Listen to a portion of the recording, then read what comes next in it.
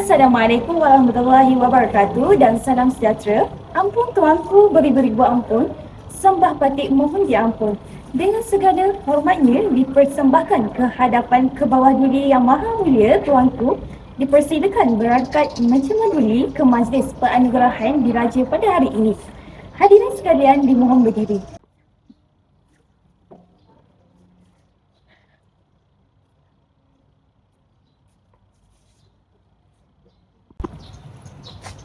Dipersilakan hadirin duduk.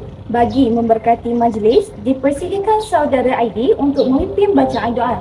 Dipersilakan.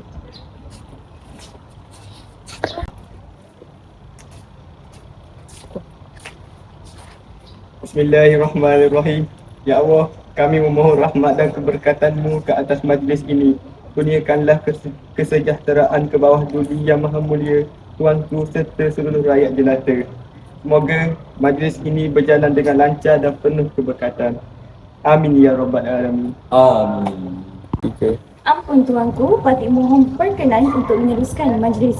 Dengan ini, dipersilakan saudara Acap selaku pengumuman istiadat. Dipersilakan.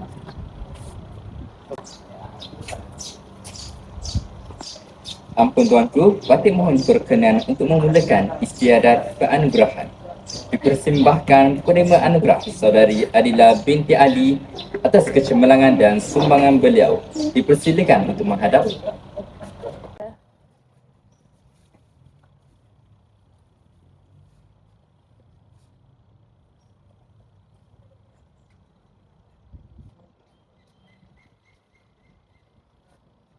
Ampun tuanku, sembah patik mohon diampun. Dengan itu, maka berakhirlah majlis penganugerahan diraja pada hari ini. Patik bagi pihak seluruh hadirin merafat sembah menjunjung kasih atas keberkatan tuanku. Sekian, wabillahi taufiq wal hidayah. Wassalamualaikum warahmatullahi wabarakatuh. Seterusnya, refleksi selepas aktiviti. Refleksi selepas aktiviti ialah perbezaan ketara antara setiap jenis majlis. Majlis penuh istiadat sangat formal dan menggunakan bahasa diraja, manakala majlis lain kurang atau tidak menggunakan bahasa istiadat.